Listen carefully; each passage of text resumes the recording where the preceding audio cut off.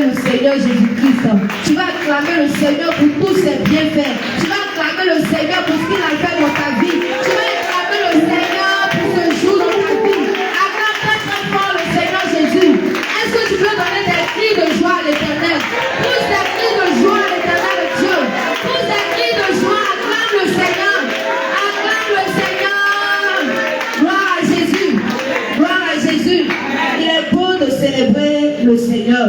Tu vas maintenant apporter ton offrande et ta dîme. Gloire à Jésus. Tu vas danser encore la gloire du Seigneur.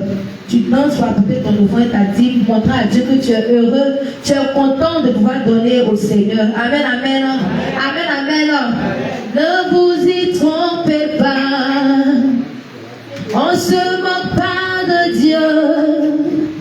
Ce que tu auras semé, tu le moissonneras.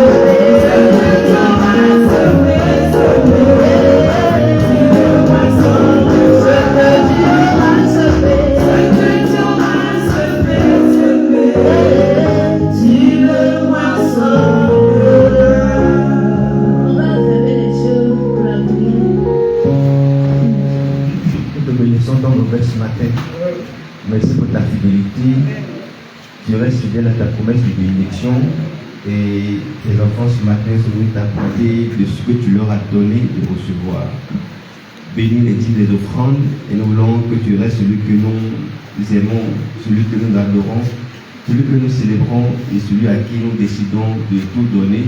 Merci parce que c'est fait et que tu bénis ton assemblée au nom puissant de Jésus. Amen, amen, amen. Amen, amen, amen. Gloire à Jésus. Avant de passer à la prédication, tu vas chanter 2 chants pour adorer le Seigneur. Parce que le Seigneur est vraiment merveilleux. Si tu vis, c'est pour l'adorer. Si tu as encore maintenu en vie là, c'est pas pour autre chose, mais c'est pour l'adorer. C'est pour le célébrer. Donc tu vas adorer le Seigneur avec ce peu de moments là avant de passer à la prédication pour dire merci à Dieu. Le Seigneur a tellement fait dans la vie de chacun. D'autres même n'ont pas pensé même qu'ils allaient rentrer en 2026. Mais c'est la grâce de Dieu. Pourquoi le Seigneur a fait ça? Pour que tu puisses avoir des témoignages, pour que tu puisses parler de lui, pour que tu puisses l'adorer encore, pour que tu puisses le servir. C'est pas pour faire autre chose, c'est pour l'adorer dans tout ce que tu vas faire. Le Seigneur est vraiment merveilleux. Tu vas rendre gloire au Seigneur ce matin. Tu vas célébrer le Seigneur ce matin en disant: le privilège que tu me donnes, c'est de t'adorer. Le privilège privilège que tu me donnes, c'est de t'adorer.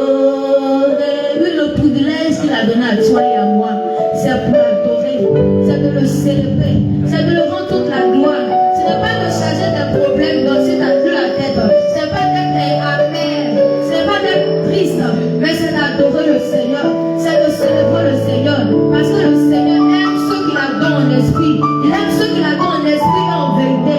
Et nous sommes là ce matin, c'est pour adorer le Seigneur, c'est pour le célébrer que nous avons donné ce privilège-là. Gloire à Jésus.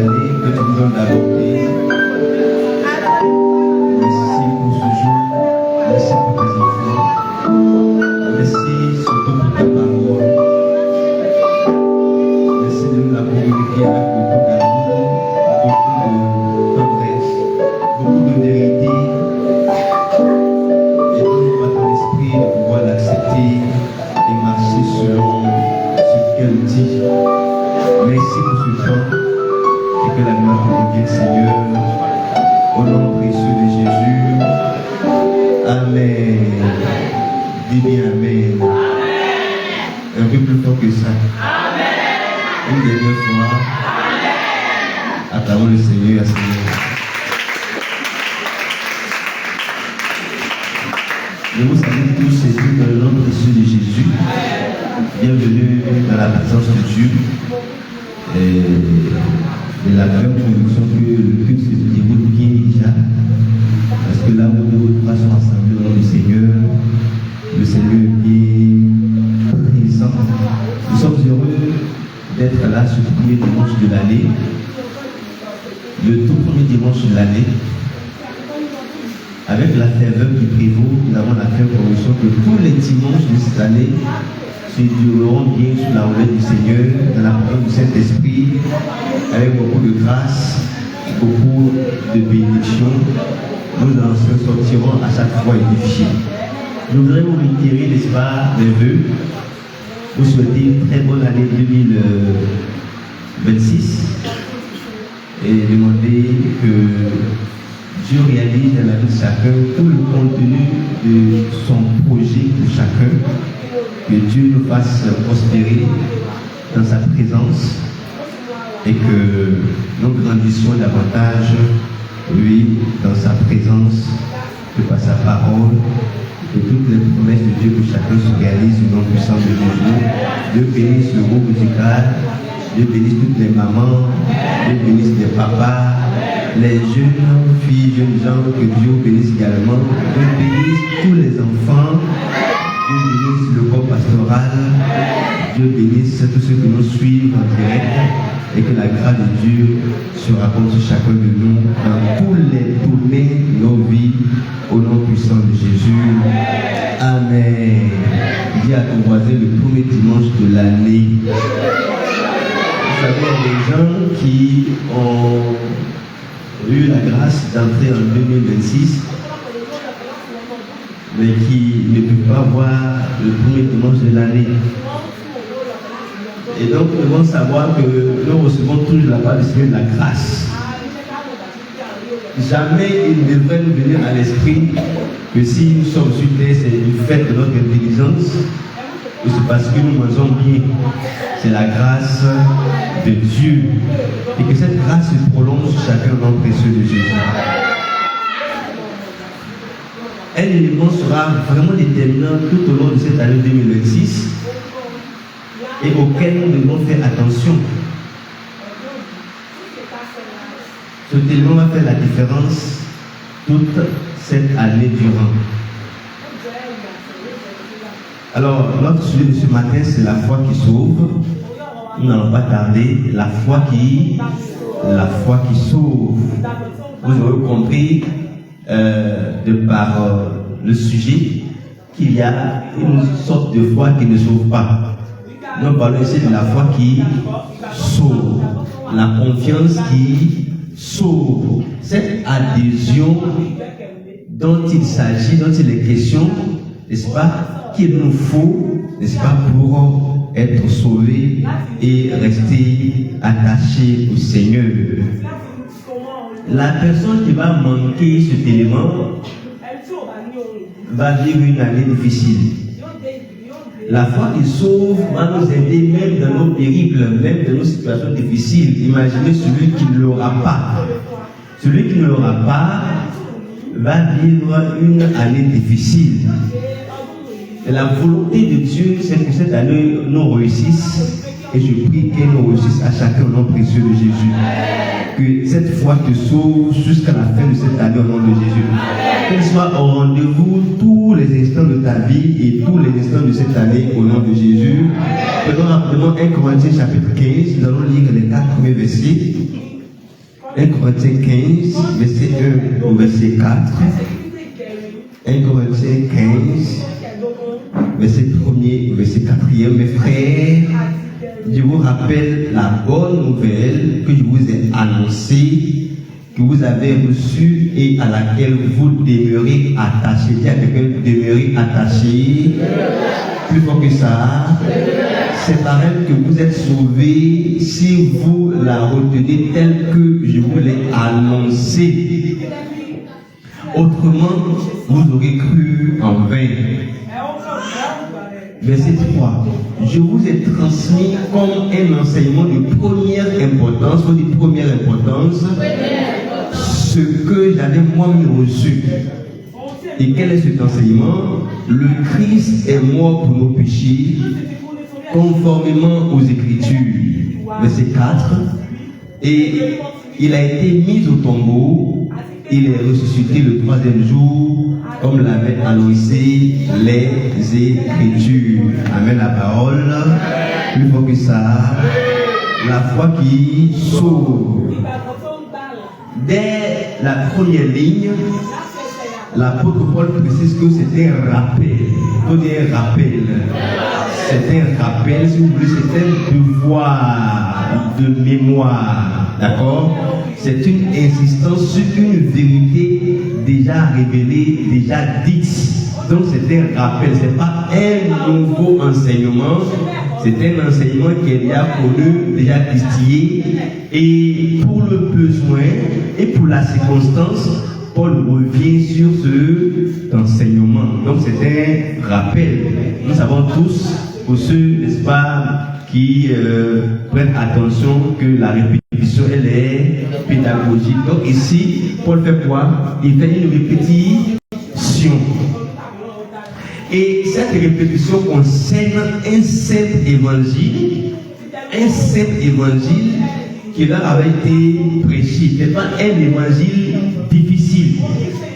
Ce n'est pas un évangile ambigu. Ce n'est pas un évangile bizarre. C'est un évangile qui est simple, qui est clair. Et moi, en lisant les 4 versets qu'on a lus, il y a eu même la peine, n'est-ce pas, de lire jusqu'à la fin, mais en lisant ces 4 versets, pour ma part, c'est le passage le plus simple, le passage le plus explicite, donc le plus clair du Nouveau Testament, qui présente l'évangile d'une manière, on va dire, élémentaire. Et quand vous lisez, c'est pas compliqué. Ça va? C'est compliqué? C'est compliqué? Non, il parle d'une bonne nouvelle et il dit ce que c'est que la bonne nouvelle. Il ne va pas à gauche, à droite, il va directement. C'est que c'est que l'évangile le dit clairement et c'est clair dans les 4 versets que nous venons de lire. Alors, pourquoi il fait un rappel? D'accord? Mais avant, n'est-ce pas, de revenir, n'est-ce pas, sur cette question, il dit clairement, verset 3, d'abord le verset 1, c'est une bonne nouvelle qu'il a annoncée, qu'ils ont reçue. Il sait que la nouvelle qui leur a été annoncée, l'évangile qu'il leur a donné, ils l'ont reçu. Parce qu'il y a aussi possibilité qu'on ne le reçoive pas. Ça va? Hein? Et ça veut dire quoi? Ce n'est pas forcé. On peut annoncer l'évangile, on doit l'annoncer, mais ce n'est pas forcé. C'est forcé de l'annoncer, mais l'acception est fonction ou dépend de la personne qui est en face, qui reçoit ou pas. Ça va? Ça veut dire qu'on ne peut pas, après avoir annoncé l'évangile, on ne peut pas forcer quelqu'un à le recevoir. Mais c'est une obligation de l'annoncer, de partager l'évangile, d'en faire part, de le communiquer. On doit le faire. Et la Bible dit que l'accepter ou pas, c'est un choix personnel. C'est comme vous forcez quelqu'un à venir à l'église, si ça ne veut pas de son cœur, le jour où il n'ira pas la chercher, ou bien le chercher, il ne viendra pas. Parce qu'il n'a pas pris la ferme et l'obligation de faire quoi? De venir. C'est comme quelqu'un que vous forcez à prier. Le jour où vous ne le forcerez pas, il ne priera pas parce qu'il ne trouve pas cette importance qu'il y a à faire quoi? À s'imprégner de cette réalité, de cet exercice. Et c'est ce qu'on constate beaucoup. Au départ, ce qui a été fait, l'action posée, c'est comme une action forcée. Beaucoup viennent même à l'église, pas parce qu'ils le désirent, parce que c'est devenu une habitude, ou bien parce que s'ils ne viennent pas, on va vraiment les étouffer par les visites. Pourquoi il n'est pas venu? Pourquoi il n'est pas venu? Donc, il vient, mais elle est assise, il est assis, sa tête est ailleurs. Voilà, sa tête est ailleurs. Son corps est là, mais son esprit est quelque part là-bas. Donc, dans les évangiles et dans la Bible, c'est pas forcé. C'est un choix. On est libre. Depuis le jardin d'Éden, Dieu a fait, Dieu a accordé à l'homme de faire quoi? D'opérer un choix volontaire et personnel. Il est dit de choisir entre le bien et le mal, entre la bénédiction et la malédiction. Tu fais un choix. On te présente deux choix et toi tu fais ton choix. Deux options, tu fais ton choix. Donc ma question ce matin, c'est est-ce que tu as fait ton choix et c'est quel choix tu as fait? Est-ce que tu fais un choix et après on te poursuit à honorer ce choix que tu as opéré? Paul dit qu'ils ont reçu l'évangile, la bonne nouvelle, et à laquelle vous demeurez attachés. Donc si tu fais un choix volontaire, délibéré, d'accord, tu es en mesure où l'implication dirait c'est que tu puisses rester attaché à ton choix. N'est-ce pas? Tu ne peux pas choisir une filière en ton âme et conscience et puis après, durant le projet, tu te plains. Qui a fait le choix pour toi? Donc ils ont reçu la bonne nouvelle, c'est ce que le verset nous dit. Et comme ils l'ont reçu, comme il se doit, ils se sont attachés. Verset 2, c'est par elle que vous êtes sauvés. Qu'est-ce qui les a sauvés? Qu'est-ce qui les a sauvés? La bonne nouvelle. L'acceptation de cette bonne nouvelle les a sauvés. Ils sont sauvés parce qu'ils ont reçu la bonne nouvelle. Heureusement que c'est une bonne nouvelle et non pas une mauvaise nouvelle. C'est pour ça que dans ces versets, c'est clair la définition. Ça va? Tu es demeuré dedans? Tu ne me vois pas, mais tu te reprends. Hein? Est-ce que tu es demeuré dedans? Est-ce que tu es resté dedans? Est-ce que tu es resté attaché? Quand on dit rester, demeurer attaché. Demeurer attaché. Ça me rappelle un autre verset. Galates chapitre 5. Verset 1. Demeurer. Donc, ferme. Ce n'est pas seulement demeurer, mais c'est le demeurer et puis ferme. Comme pour dire, il faut vraiment, ça nécessite que tu sois vigilant, que tu persévères, parce que il ne suffit pas de recevoir. Mais tu reçois et puis tu restes affermi. Tu restes attaché. N'est-ce pas? Pour le chapitre 3 aussi, on dit ça. Rester attaché. Affectionné, rester attaché.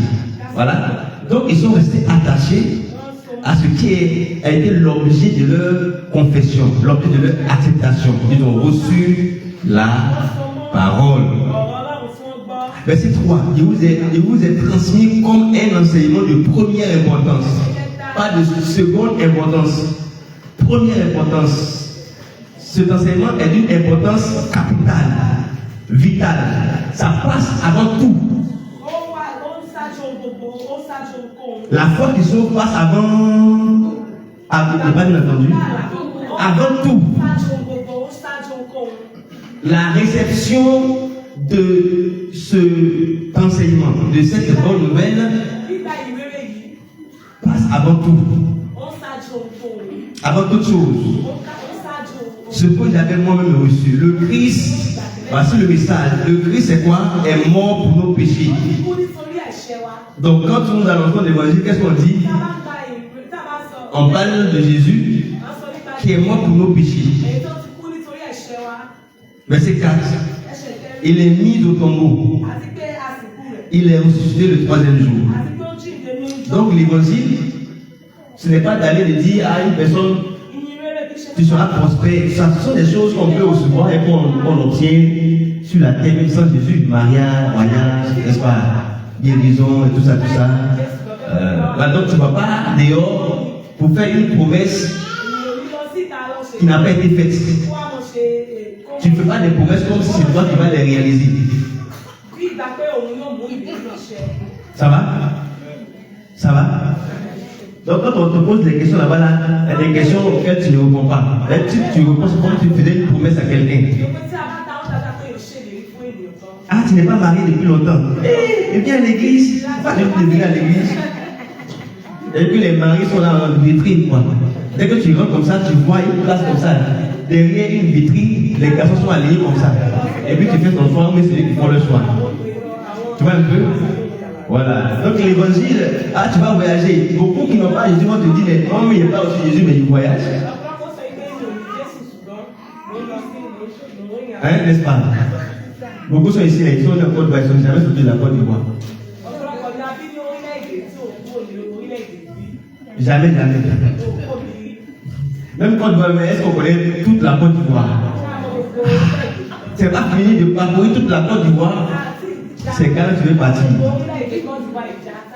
Vous comprenez un peu? Voilà. Dieu nous bénisse. Donc on ne va pas pour faire des promesses.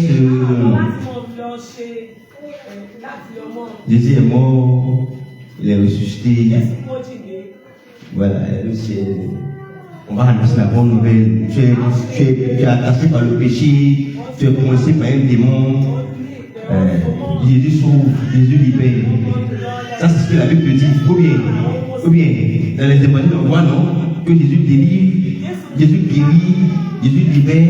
Mais par-dessus tout, tu acceptes Jésus pour aller au ciel, pour être sauvé. Là, tu dis ce que la Bible dit. Quand la personne va prendre la Bible, elle voit exactement ce que tu as dit. Voilà, tu ne vas pas dehors et puis tu fais des messages compliqués.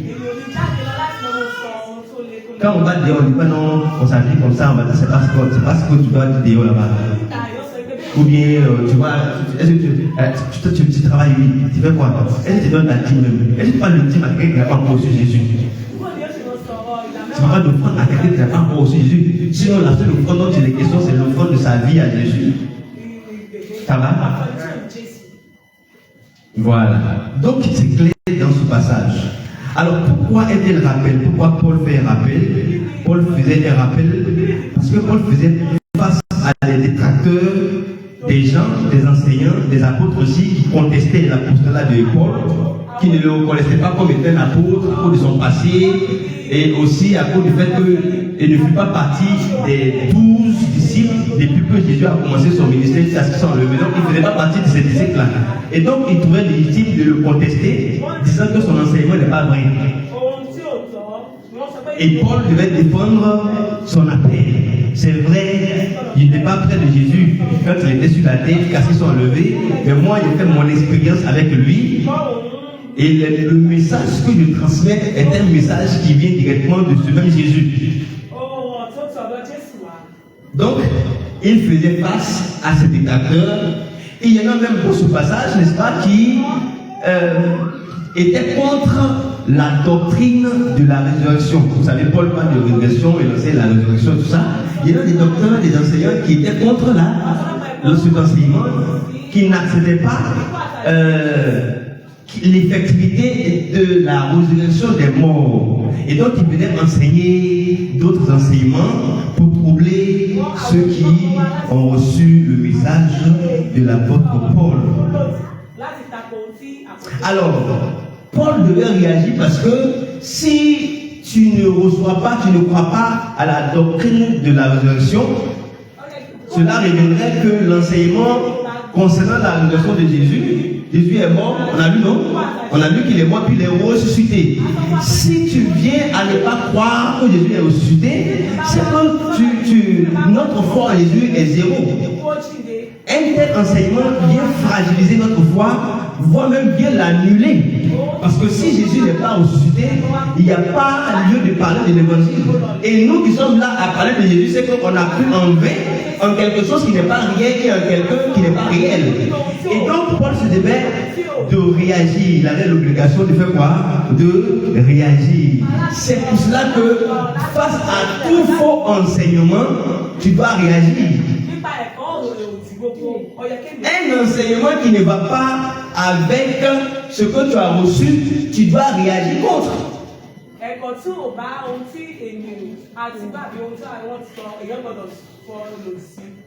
Ça va? Est-ce que ça passe? Est-ce que ça passe? Est-ce qu'il a eu raison de réagir? Oui. Imaginez vous êtes à la maison, vous mettez des règles à la maison, et quelqu'un vient dehors là, il vient renverser comme ça toutes les règles que vous avez mis le temps, n'est-ce pas, à bâtir, à mettre sur pied.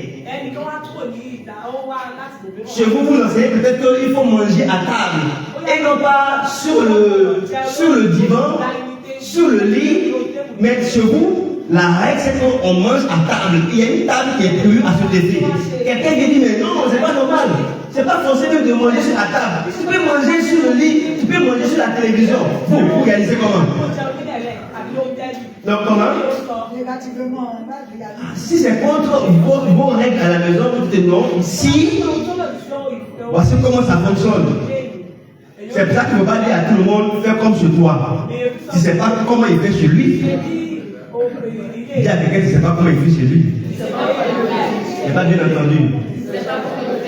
Avec qui mange, il décarte les jambes. Ils disent qu'il fait chaud. Il faut que le vent entre. Mais toi, tu manges à table. Hein? Et d'autres enlèvent le vêtement. Voilà. Donc, s'il y a un enseignement qui va contre vos principes, oh non, vous ne devez pas l'accepter. Et donc, Paul dit non, il faut qu'il réagisse. Ça, c'est pas normal. Voilà. De tels enseignements n'ont rien à voir avec ce que Jésus est venu faire sur la terre. N'ont rien à voir avec ce que Jésus a fait, n'est-ce pas, à la croix. Ce genre d'enseignement vient pour fragiliser notre foi. Or, la foi, comment je vous ai transmis, ce que je vous ai enseigné, c'est la foi qui sauve. Ce n'est pas une foi qui est bancale.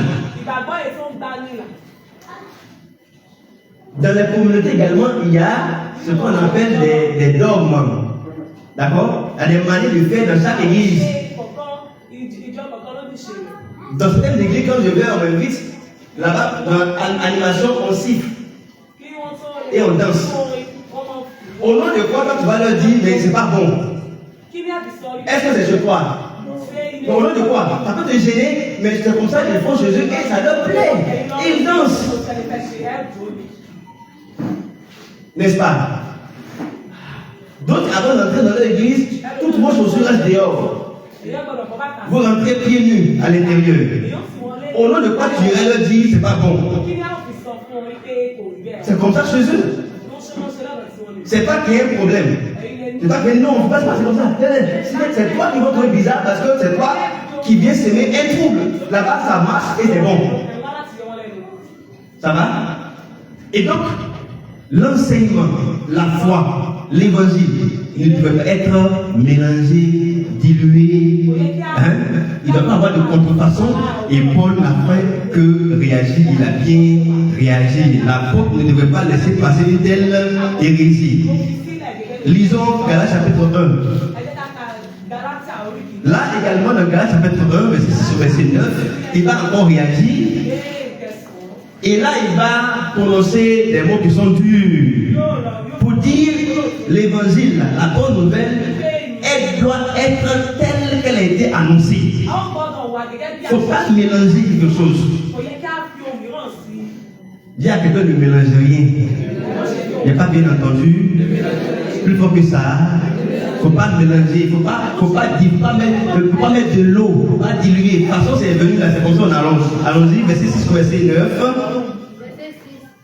Car en Jésus-Christ. Dans le micro, s'il te plaît. Car en Jésus-Christ, ni la circoncision, ni les circoncisions n'ont de.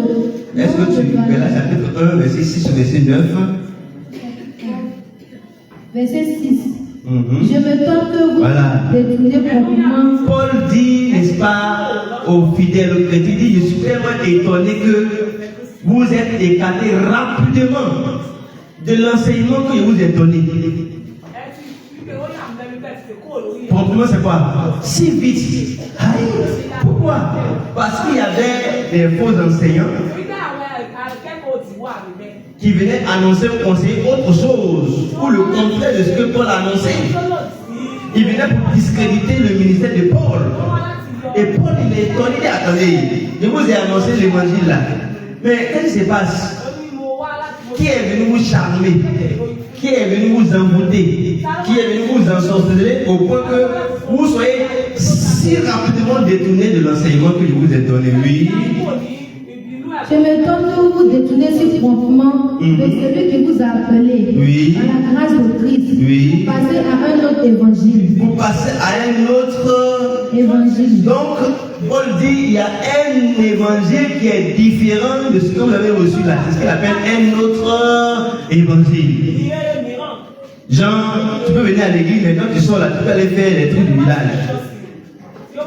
Tu finis le culte, et après, c'est que tu laves pour aller au marché, tu laves. Tu finis le culte, quand tu vas au marché, c'est que tu attaches au bout de ton pagne là. Gris là, tu peux mettre, t'inquiète pas. Dieu n'est pas comme ça. Sauf quand tu ne vas pas à l'église, là, il y a un problème. Chaque fois que tu vas, tu n'as pas de problème. Tu peux faire ce que tu fais à côté là. Chaque fois que tu sors de la maison, avant de mettre les chaussures par terre, crache dessus. Tu craches une fois, tu déposes, tu marches. Vous pouvez. Donc il y a des enseignements qui disaient, tu peux mélanger. C'est que Paul dit là, il dit non, quand tu acceptes Jésus, tu ne mélanges plus. Non, laissez-le. Avant que ça n'arrive là, est-ce que tu ne faisais pas ça? Tu peux boire l'eau de Canaries, tu peux, faut mélanger, c'est pas grave. Et vous savez qu'il y a des gens, leur foi n'est pas ferme. Il y a des gens, leur foi n'est pas stable. Donc, quiconque vient comme ça pour dire, oh, faut laisser ça, ça change rapidement parce qu'au départ, sa foi n'est pas stable. Quelqu'un dont la foi n'est pas stable change rapidement. Quelqu'un qui est influençable et facilement change facilement. Quelqu'un qui est constamment dans le doute, quand tu vas lui parler, change facilement. Quelqu'un qui n'a pas une ferme conviction. La foi est une ferme assurance des choses qu'on espère. D'accord? Une ferme assurance. Donc si ton assurance n'est pas ferme, ta conviction n'est pas stable, tu vas, comment on dit, tu vas balloter à tout monde de doctrine. On te dit ça aujourd'hui, il dit, il ne savait pas, demain, quelqu'un va te dire autre chose, il ne savait pas. Toi tu vas de tes années sont antiques. C'est tout ce qu'on te dit, toi tu es tout le temps surpris, un bon.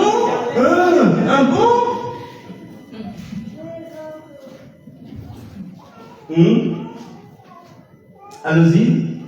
Non pas qu'il y ait un autre évangile. Non, maintenant, en principe, en réalité, il n'y a pas un autre évangile, oui. Mais il y a des gens qui vous troublent. Mais il y a des gens qui vous troublent. Toi, qui te trouble? La foi vient de ce qu'on a. Et ce qu'on entend vient de la parole de. Voilà, mais qui te trouble? Celui qui te trouble, c'est celui qui te parle. Il te dit des choses contraires. Parfois, tu dis, mais comme c'est une grande personne, je ne veux pas. Mais la foi vient de ce qu'on entend.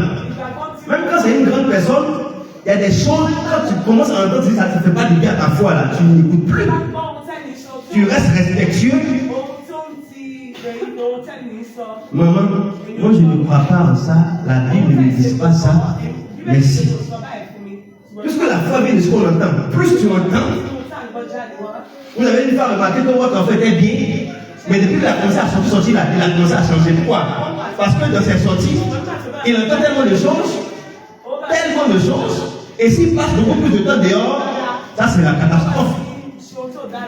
Il commence à suivre quelqu'un, et pourquoi il suit la personne? Parce que plus il entend, plus son cœur est accroché à ce que la personne dit. Et ce que vous dites, ou quand vous direz à l'enfant, ça ne va plus passer. C'est pour ça qu'il faut s'assurer de savoir, de connaître quels sont les amis de vos enfants. C'est pour ça qu'ils viennent chez vous, comme ça vous les connaissez. Que de laisser les enfants sortir, vous ne savez pas où ils vont. Quand ils viennent, tu peux juger. Non, enfant, tu peux juger. Mais quand l'enfant sort, tu ne peux pas juger. La foi vient de ce qu'on a. Comment? Est-ce qu'on entend de la parole de. Mais est-ce que tu entends, est-ce que ça vient du Christ? Est-ce que c'est la parole de Dieu qu'on te transmet? C'est pour ça que nous avons l'exemple des chrétiens de Béret. Quand il y a prédication, enseignement, ils écrivent, ils prennent avec beaucoup d'empressement, mais quand ils arrivent à la maison, ils se calment, ils prennent leur bain, ils s'asseyent, et puis ils commencent à réviser, à voir ce qu'il a écrit, il a dit, ce qu'il a dit, est-ce que ça vient de quel verset? Et puis ils lisent les versets qu'on leur a donné. Ah d'accord, c'est comme ça on fait. Là, ça permet la foi. D'où la nécessité, n'est-ce pas, pour Josué, de méditer le livre de la loi. pour s'imprégner de son contenu. Plus il le fait, plus sa foi s'enracine et grandit. Allons-y. Et qu'ils veulent altérer l'évangile de Christ. Ils veulent diluer l'évangile. Ils veulent enlever la puissance de l'évangile. Ils veulent enlever la puissance de l'évangile. Ils disent que ça choque. Mais quand ça vient, parce que ça vient comme ça, on annonce. Ce que la Bible dit, ou la Bible appelle péché, c'est ce qui est. Tu me suis pas? Ce que la Bible appelle péché, c'est ça qui est péché. On va pas dire non, on dit non, tu vois, nous sommes au 21e siècle, comme ça ce n'est pas péché. La Bible dit que c'est un péché, c'est que c'est un péché. Dieu dit que c'est un péché, c'est que c'est un péché. Quelqu'un ne va venir et puis il dit non, non, c'est trop choquant.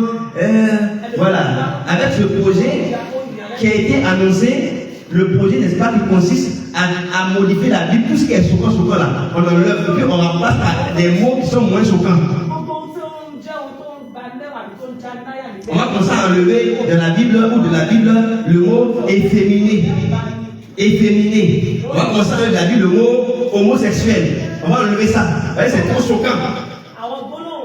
Il faut qu'il y ait dans l'église des gens qui sont homo, mais quand on va lire là, ils ne sont pas choqués. Parce qu'ils sont choqués, ils vont partir. Personne ne devrait diluer, diminuer, enlever la puissance ou la force de l'évangile. Parce que c'est écrit là. On comprend et puis on l'annonce. Allons-y. Mais si nous-mêmes, Et puis il dit si nous-mêmes, si un ange du ciel, même si nous-mêmes, il dit mon Paul, et puis mes gars, mes disciples, nous,